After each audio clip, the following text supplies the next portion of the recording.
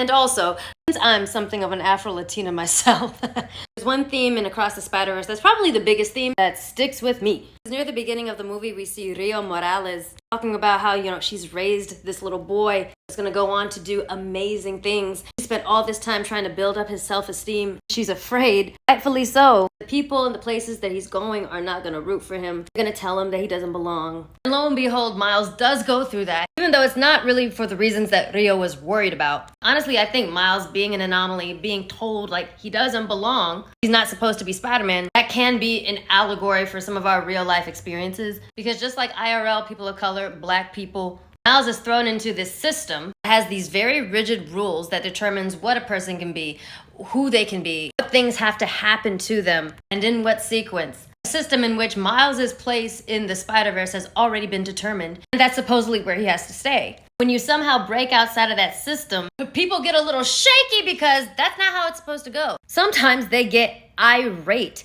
I graduated from the Air Force Academy, arguably the hardest school in the nation. One of them. Several times that I was told by some unshowered white boy I didn't belong there. I was only there because of affirmative action. It was a charity case and I took someone's spot. I wasn't there because I was capable or smart. I'm just an anomaly. And you know what? I was outside the norm of the kind of people they let into the Air Force Academy. White male valedictorians with colonel daddies. I wasn't even a valedictorian. I was well-rounded.